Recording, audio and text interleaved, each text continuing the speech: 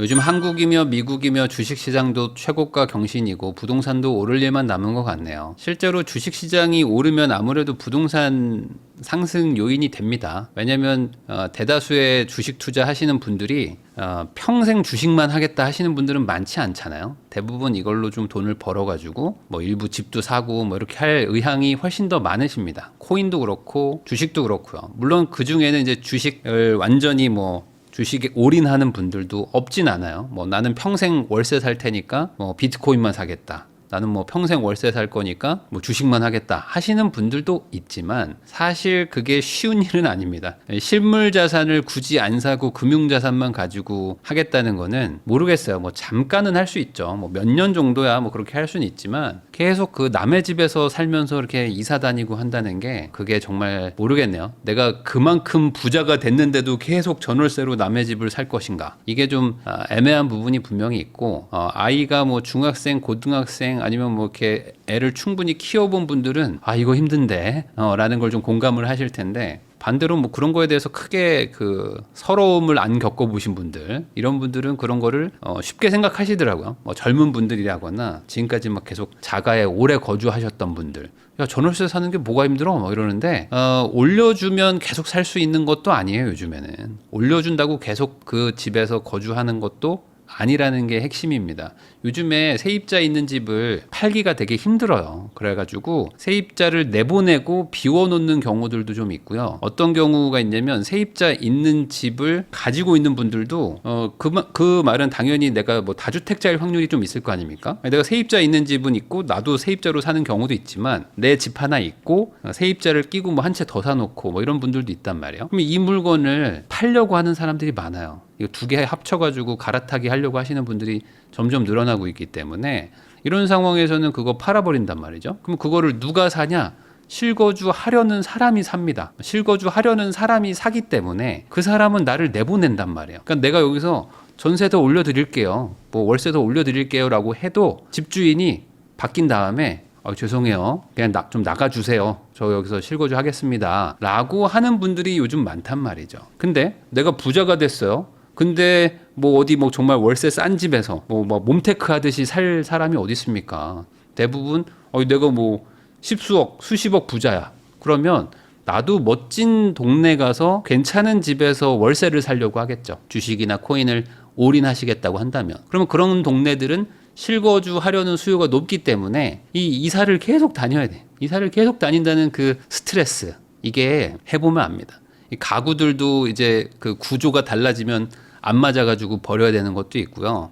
뭐 옮기다가 뭐 가구 파손되고 내가 아끼는 뭐 잃어버리고 그 다음에 무슨 뭐 장식품이나 이런 거 막 깨지고 뭐 이런 것들을 겪을 수 있어요. 뭐 접시 뭐 이빨 나가고 하잖아요.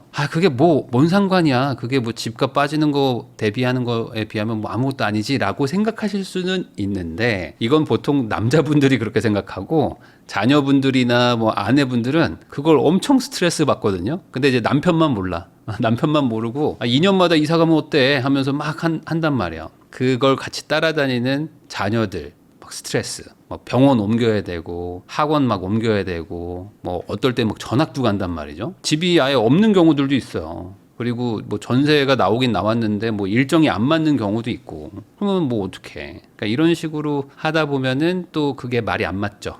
그래서 모르겠어요. 뭐 그렇게 하는 것도 전략이긴 하지만 꼭 집을 너무 투자 수익률로만 보기는 어렵다. 어느 정도 그냥 거주 공간의 개념도 있는 거거든요. 거주 공간이라는 개념도 중요한데 그거는 뭐 어차피 빌려서 쓰면 되는 거지 뭐라고 생각하신단 말이죠. 그러니까 예를 들어 이런 거지. 뭐 평생 자동차 렌트를 타고 다니는 거야. 뭐 쏘카만 타고 다니겠다는 거야. 쉽지 않다. 물론 잠깐 쏘카 타고 다니는 건 괜찮죠. 근데 예를 들어 주 5일을 출퇴근을 차로 하는 사람인데 매일매일 쏘카를 빌려가지고 오늘 타고 반납하고 다시 내일 또 빌리러 가고 뭐 이런 거를 한다는 거예요. 뭐 그렇게 해도 되죠. 그렇게 해도 되는데 이게 소유의 개념이 무조건 투자로만 접근할 수는 없다는 그런 부분도 분명히 있습니다. 이걸 너무 간과하시면 안 돼요. 제가 이걸 왜 아냐? 이사를 많이 다녀봐서 알아요. 저도 이사를 되게 가볍게 생각했다가 이사를 많이 다녀보니까 이거는 많이 다니면 안 되겠다. 이거 너무 힘들다라는 거를 알게 됩니다. 안 가본 사람들, 몇 번 안 해본 사람들이 되게 쉽게 생각하고 있어요. 그런 것들은 겪어보면 알게 됩니다. 한 달 전보다 최소 5,000원 오른 것 같아요. 뭐 한 달 전보다 뭐 5,000 오른 데도 있고요. 뭐 1억 오른 데도 있고 하나도 안 오른 데도 있고 뭐 일주일 사이에 5,000 오른 데도 있고요. 지금 분위기가 완전 다른데 전반적으로 사람들이 선호하는 지역에 매물이 없는 공통점이 있어요. 지금은 전반적으로 좀 이름 좀 들어봤다는 동네 있죠. 그런 단지들에 매물이 별로 없어요. 아니요, 저 네이버 부동산 가보니까 매물이 수백 개던데요. 실제 가보세요. 별로 없습니다. 별로 없고 살만한 건 더 없어요. 보면 매물이 있는데 가격이 뭐 너무 터무니없게 높다든지 뭐 월세가 있어가지고 집값이 15억인데 현금 막 13억 넣어야 돼. 뭐 이런 것들이 있습니다. 못 사는 물건들 빼고 못난이 빼고 뭐 1층 빼고 뭐 탑층 빼고 뭐 이런 거 빼잖아요. 그러면은 3, 4개 가지고 막 고르고 있어요. 3, 4개. 아, 이거 사는 게 맞아? 막 3, 4개. 그래서 그거를 하나를 살라고 딱 그 계좌 좀 주세요 하면 계좌 안 준대. 갑자기 안 판대. 이러니까 막 화가 나는 거예요. 그렇다고 안 사기도 뭐하고 사기도 뭐하고 막 이런 상황에서 그 집주인이 또 막 조금 올려 막 2천 올리고 막 3천 올리고 막 이럽니다. 근데 내가 고민하는 사이에 또 다른 사람이 또 주말에 집 보러 간다고 하면은 그 불안감 이런 일들이 지금 일어나는 거죠. 그래서 이게 일어나는 지역이 있고 안 일어나는 지역들이 있는데 일어나는 지역이 더 적겠죠. 왜냐하면 살고 싶어 하는 동네들은 더 적을 수밖에 없죠. 반대로 살고 싶지 않다라고 말하긴 그렇지만 그래 여기서 조금 돈 모아서 떠나자 라고 생각하는 동네들이 더 많을 거 아닙니까? 이 경기도와 수도권 합쳐가지고 거의 2,500만 명이 살고 있는데 이 2,500만 명이 사는 그 집들이 다들 오르고 다 불장이면 그거는 2020년, 21년 그때 완전 폭등장 때나 가능한 거고요. 지금은 그런 폭등장까지는 아닌데 개별적으로는 아주 특수 지역은 그 폭등장 느낌이 일어나고 있다는 거죠. 특히 올해 5월달, 6월달에 엄청 말도 안 되는 수준의 그 상승폭이 있었잖아요. 그때는 진짜 문재인 정부 그 한창 올라갈 때 있죠. 그때보다 상승률이 더 높았어요. 그게 올해 5월, 6월이었거든요. 근데 지금 그 5, 6월 분위기가 다시 보이는 동네들이 나타나고 있다는 거예요. 그러니까 지금 생각보다 심각한데 이 심각한 상황을 별로 모르시는 것 같아요. 그냥 그런갑다 하시는 거죠. 근데 아마 조금 지나면 알게 되실 겁니다. 왜냐면 이런 것들은 현장에서 느끼는 거지 뭐 언론 기사나 뭐 유튜브나 이런 데는 아직은 안 나올 거예요. 오늘 퇴근하면서 단지 상가에서 간식 사면서 부동산 아줌마들 이야기 들었는데 매물이 없대요. 강동 대표 단지 중에 하나입니다. 그러니까 요즘에 그 트렌드가 뭐냐면 이름 들어본 단지들을 살라고요. 이름 들어본 단지들을 살려고 하고 이름 안 들어본 단지들에는 정말 확연하게 그 사람이 안 옵니다. 이게 뭐 외지인들이 많이 사서 그렇다라는 얘기도 있지만 외지인이 뭐 절반 이상 사는 것도 아니기 때문에 전반적인 시대의 흐름과 트렌드가 그렇게 되고 있는 것 같아요. 똘똘한 한 채 정책이 너무 오래돼가지고 벌써 이제 8년 차기 때문에 뭐가 똘똘한지는 이제 아는 것 같아요. 여러분들 생각은 어떠세요? 뭐가 똘똘한지 정도는 사람들도 알아요. 근데 그거를 이 돈 주고 사는 게 맞아? 라는 걸 가지고 지금 판단을 하고 있는 거거든요. 이 단지가 똘똘한 건 다들 알아요. 뭐 예를 들어 뭐 어디 뭐 마포에 뭐가 있고 뭐 목동에 뭐가 있고 여의도에 뭐가 있고 뭐 과천은 뭐가 똘똘하고 뭐 수원은 뭐가 똘똘하고 광명은 이거고 뭐 하남 가면 이런 거 사야 돼. 강동은 이게 좋지 뭐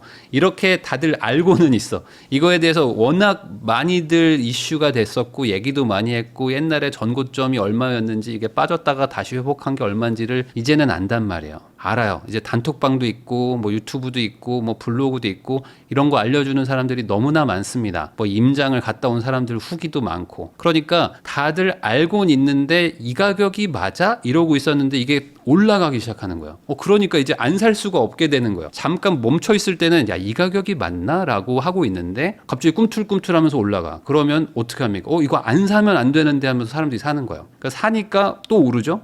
또 오르니까 야 이제 다시 출발하나 보다 하면서 또 사요. 그러니까 오르는 건 계속 올라가고 안 오르는 건 안 오르는 이런 분위기가 전반적으로 좀 퍼져 있다. 그러니까 이게 뭐 다시 돌고 돌아가지고 정책의 문제인데 다주택 규제만 하고 뭐 똘똘한 한 채만 사라고 하니까 이 대체제가 점점 없어지는 현상이 일어나는 거죠. 동네마다 뾰족한 산들이 있는 거예요. 여기는 이 단지만 사야 돼. 이런 게 점점 많아진단 말이에요. 그러면 누군가는 돈을 또 만들어가지고 온단 말이죠. 그럼 이거를 사면 조금 덜 오르더라도 최소한 내가 똘똘한 한 채를 샀다라는 그 만족감과 안정감은 얻을 수 있는 거죠.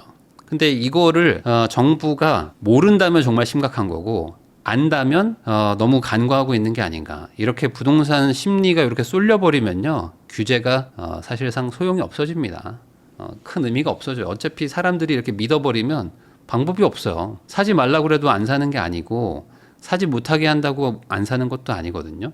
옛날에는 뭐 사게 권장했나요? 사지 말라고 해도 다 샀지. 그러니까 이번 이런 상황을 좀 심각하게 받아들여야 될 것 같은데 잘 모르는 것 같더라고요. 재건축 어떻게 될까요? 다 늘어질까요? 아무래도 현재 정부 정책 발표된 거대로라면은 재건축이 쉽지 않아 보입니다. 그러니까 재건축도 이제 두 가지가 있죠. 그러니까 관리처분 나가지고 실제 막 2주 철거하고 착공해가지고 건설로 가는 게 있고, 그 전에 인허가를 착착착 하는 소위 말하는 서류 작업, 행정 단계가 있잖아요. 요 행정 단계는 좀 진행이 될 수 있어요. 착공하고 실제 건설해가지고 준공하는 요 파트로 가면요, 쉽지 않을 것 같아요. 지금은 정말 쉽지 않을 것 같다. 공사비도 많이 올라가는 와중에 더더욱 지금 뭐 안전부터 해가지고 공기가 길어질 수밖에 없는 것들을 많이 하거든요.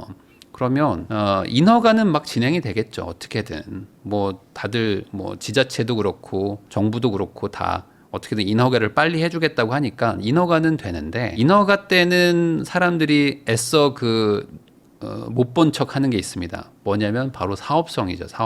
사업성은 그 전에는 막 뭐 소위 말하는 막 거짓말로 막 짜요. 용적률 뭐 엄청 많이 받을 수 있고요. 뭐 나중에 분양가를 어떻게 할 수 있고요. 해서 예상치입니다. 그리고 오른쪽 밑에 적어 놓잖아요. 이건 바뀔 수 있으니까 믿지 마세요. 이렇게 적어 놓잖아요. 근데 그거는 인허가 단계에선 어떻게 할 수 있지만 나중에 실제 관처 나고 뭐 하려고 하면요, 그래서 나 분담금 얼마 내는 데가 핵심이 되잖아요. 나 그래서 얼마 나오는데 돈, 그러면 거기서부터 탁 막히는 경우가 있단 말이죠. 거기다가 요즘에는 뭐 공사비 자체도 계속 증액되는 추세고, 계약을 싸게 해놔봐야 어차피 철거하고 공사 들어가면 건설사가 다시 갑이 되거든요. 나 그럼 공사 안 해? 뭐, 나 지금 뭐 봐봐라, 요즘에 막 중대재해 나면은 뭐 사업 망하게 한다는데 나 이대로 공사 못 합니다. 어떡하라는 거예요? 하면서 막 계속 그 공기가 늘어지고 뭐 공사비 타령을 할 수밖에 없잖아요. 그럼 어떻게 됩니까? 그럼 당연히 뭐 돈 주고라도 해야죠. 이미 다 철거하고 부시고 있는데 어떡해요. 공기도 많이 늘어날 거지만 공사비도 늘어날 거라는 거를 모르진 않겠죠. 그럼 당연히 막상 인허가는 거의 다 끝내고 이제 진짜 착공하려고 할 때, 그때 공사비 다툼이 많아지지 않을까 싶습니다. 그래서 저는 뭐 현재 나온 정부 정책들을 반영하면은 이제 일반적인 아파트 단지는 한 7년 정도 공사를 잡아야 되지 않을까. 오늘부터 착공합니다. 자, 이제 이주하세요라고 하면 한 7, 8년? 최소 8년 정도는 봐야 되겠죠. 공사하는 데만. 그리고 뭐 공사비도 뭐 얼마 나올까 진짜. 지금도 평균 한 850만 원만 이렇게 하고 있는데 평당 850 정도 잡고 있거든요. 근데 조금 고급화하면 1000만 원이 넘는데 한 1200, 1300 주면 되려나? 뭐 그러면은 분양가가 얼마가 될까요? 뭐 일반적인 경기도에 이제 9평을 하나 분양하려고 그러면은 땅값 빼고도 건물값이 한 8억 정도 되겠죠? 그럼 8, 9억에다가 금융비용도 한 7년 잡아야 되고, 그러면 땅값까지 합치면은 야, 이거 뭐 경기도 웬만한 단지들은 뭐 15억부터 분양할 것 같은데, 그럼 어떡하지? 이걸 누가 사죠? 그러니까 아마 사업성이 안 나올 것이다. 물론 이게 신축 분양가가 높아져가지고 뭐 일부 사업성이 개선되는 단지들도 있어가지고 나올 수도 있을 것 같기도 한데, 대다수의 단지들은 아마 진행이 안 되겠죠. 용적률 좋은 곳들이나 그게 되지, 용적률 낮은 곳들은 뭐 답이 별로 없단 말이야. 그럼 어떡하냐? 방법 없다 이제. 그래서 뭐 안전을 제가 경시한다 뭐 이게 아니고, 뭐 건설사 다녔다고 뭐 사람 죽는 거 뭐 눈 깜짝도 안 하네 뭐 이런 얘기 하시는 분들이 있는데, 그게 아니라 안전도 중요하죠 당연히. 근데 안전이 중요한 만큼 반대급부로 비용 상승은 어쩔 수 없다. 그러면 이제 집값이 분양가 기준으로 훨씬 올라갈 수밖에 없는데, 이 부분에 대해서 사회적 합의가 필요하다는 거예요. 근데 대부분의 지금까지의 경험을 보면은 건설사가 뭐 폭리를 취한다, 이게 이제 대부분의 논리지, 건설 비용 원가 자체가 올라간다는 거에 대해서 많은 분들이 사회적으로 용납을 안 한단 말이에요. 자, 그럼 어떻게 되냐? 그러면은 결국에는 건설사가 폭리를 취하기 때문에 건설사의 이익을 희생하면 공급을 싸게 할 수 있으면서 안전도 지킬 수 있을 것이다. 뭐 요 논리로 간단 말이죠. 그러면 어떻게 하냐? 건설사는 공급을 안 하면 그만이다. 안 하겠죠, 당연히. 정확하게는 안 하는 게 아니라 못 할 거고요. 그리고 조합원들도 마찬가지입니다. 조합에서도 분담금 이거 내면 나 못 한다라고 하는 곳들이 점점 늘어날 거고, 그러면 뭐 민간 땅인데 공급을 아무리 하라고 정부가 뭐 다그쳐도 우리가 못한다고 하는데 어떡할 거야 라고 하면 못하는 거예요. 그러니까 뭐 공공 분양 뭐 이런 것들 하는 곳, 그리고 뭐 일부 뭐 유휴부지 같은데 뭐 유수지 이런 거 뭐 개발해 가지고 뭐 몇백 세대 짓는 거, 이런 정부 땅을 가지고 할 수야 있겠죠. 근데 그게 뭐 대량은 안 되잖아요. 대부분은 민간 택지를 어떻게든 재개발 재건축을 해야 되는데 공사비가 올라가지고 못하겠다는 걸 어떡합니까? 그러면 용적률 많이 주고 해야 되는데 용적률 주는 것도 또 사회적 합의가 안 된단 말이에요. 왜 저 땅 가지고 있는 부자들 더 부자 만드냐 하면서 또 그것도 합의가 안 되고, 그리고 분양가는 싸게 하라는 거는 또 계속 되고, 그럼 분양가를 어떻게 싸게 합니까? 공사비가 올랐는데. 뭐 이런 얘기들이 계속 돌고 도는 메비우스의 띠가 되는 거고, 뭐 정권은 항상 5년마다 끝나기 때문에 그러면 이제 다음 정부가 알아서 하겠죠. 뭐 이렇게 이제 또 손 털고 나가는 거죠. 뭐 어쩌겠어요. 이거는 뭐 그동안 우리가 지속적으로 봐왔던 거잖아요. 하려고 했는데 잘 안 됐다. 미안하다. 하면 또 이제 끝인 거죠. 그럼 이제 또 다음 정부가 또 여당이든 야당이든 내가 해결하겠다고 하면서 또 이제 다양한 정책을 가져올 겁니다. 또 뭐 대책 뭐 300만 호 공급한다 뭐 이런 얘기들이 또 나오겠죠. 그러니까 이렇게 반복되는 것밖엔 뭐 없지 않을까 싶어요. 6억 대출 규제 언제 끝날까요? 고소득 흑수저입니다. 고소득의 흑수저, 그러니까 소위 말하는 고소득의 저자산. 그러니까 부모님한테 받을 거 없고 내가 돈 벌어서 돈 모아가지고 내가 대출 받아서 집을 살 수밖에 없는 분들, 이런 분들이 이번에 이제 직격탄을 맞은 거죠. 6억 이하로 대출을 막아버렸기 때문에 내가 소득이 아무리 높아도 6억밖에 안 빌려준단 말이에요. 그러면 이런 분들이 지금 하나 희망을 갖고 있는 게 이 6억 대출 규제가 생각보다 오래가지 않고 빨리 끝나가지고 다시 한번 대출을 좀 풀어주기를 바라고 계실 겁니다. 근데 대출을 푸는 순간 여러분들 어떻게 될 것 같으세요? 이 상황에서 대출을 풀면 방금 말씀하셨던 분처럼 대출만 풀리면 집 사고 싶어요 하시는 분들이 많을 거잖아요. 지금 그분들이 지금도 한 달 한 달 저축을 하고 있습니다. 왜냐면 나는 고소득 저자산가기 때문에 한 달에 몇백만 원씩 막 지금 저축하고 있어요. 그럼 1년만 지나도 수천만 원 저축하시겠죠? 그러면 그 수천만 원에다가 레버리지 대출을 만약에 뭐 옛날처럼 70% 풀어주면 모은 돈의 3배만큼 집 살 여력이 늘어나잖아요. 그러면 대출 푸는 순간 사람들이 집을 또 사러 오겠죠. 왜? 다시 대출이 막히면 못 사니까. 그러니까 토어제를 풀고 나서 그냥 놔뒀으면 한번 잠깐 반짝하고 나서 어느 정도 좀 시장이 안정화가 됐었을 겁니다. 근데 토어제를 다시 묶었잖아요. 그러니까 어떻게 됩니까? 토어제 풀었다가 다시 묶으면 못 사는구나라는 거를 또 학습 효과가 생긴 거예요. 그러면 어떻게 됩니까? 대출도 마찬가지겠죠. 대출 이번에 만약에 푼다. 그러면 또 묶으면 못 사는구나 해가지고 이번에 어떻게든 최대치의 돈을 어떻게든 빌려가지고 살 겁니다. 이게 학습 효과죠. 그거를 정부가 모르지 않겠죠. 그러니까 이 상황에서 풀 수 있다 없다? 푸는 사람 쉽지 않다. 내가 대통령이면 풀 수 있다라고 손 들 수 있는 사람 별로 없습니다. 왜냐면 이거는 이미 이게 문제가 된 거예요. 그러니까 대출 규제라는 건 정말 극약 처방이고 한시적으로 잠깐 쓸 수 있는 거지, 이걸 이제 디폴트로 놓는 순간 문제가 더 커지는 거야. 이제는 이거 풀면 어떡하지? 라는 거 되는 거지. 풀면 안 사면 안 되겠는데 라는 그 약간 다들 그냥 이렇게 100m 달리기에 이렇게 줄 세워놓고 지금 총을 쏠까 말까 하고 있는 겁니다. 총 쏘는 순간 다 달려가는 거예요. 그러니까 토어제도 이번에 9월 30일에 원래 만료가 돼야 되는데 1년 3개월이나 연장했습니다. 사실상 거의 2년 연장해 놓은 거예요. 지금 내년 말까지입니다. 그러니까 엄청 많이 연장을 해 놓은 거예요. 그러니까 토어제도 원래는 잠깐 쓰려고 한 1, 2년 하다가 말겠지라고 뭐 좋게 봐줘야 그 정도의 정책이었는데 이게 벌써 이제 7년이 아니라 8년을 가는 거죠. 8년까지 가는 겁니다. 8년. 그럼 이 토어제 누가 풉니까? 이제 못 풀죠. 토어제는 이제 못 푼다. 토어제 풀려면 2022년, 23년 같이 급락하는 장이 다시 와야 되는데 그 급락할 때 사실 토어제도 풀고 막 다 풀어놨어야지만 어찌 보면 그 이후에 부작용이 안 생겼을 텐데 지금은 그것도 안 되죠.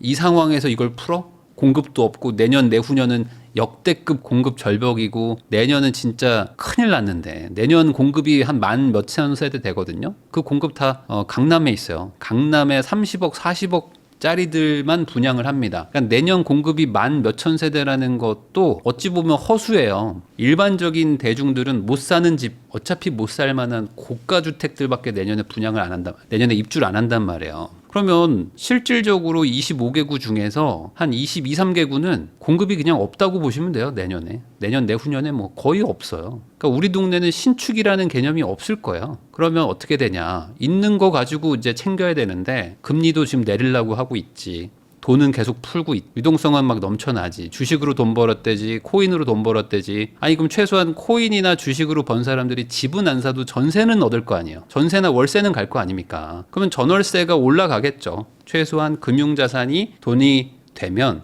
그게 전월세 시장의 가격 상승은 요인이 될 거 아닙니까? 그럼 전월세는 올라간다는 거는 부정할 수 없는 사실이에요.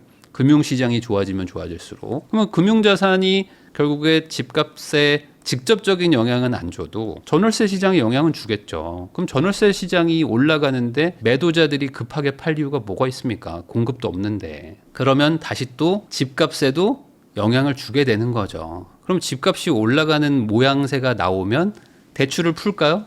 안 풀겠죠. 대출을 어떻게 풀어? 집값이 올라가는데. 토지를 어떻게 풉니까? 집값이 올라가는데. 또 묶어야죠. 또 묶어야 되고 더 규제해야 되고 하니까 아마 대출 규제는 지금보다 더 강해질 확률이 높을 것 같아요.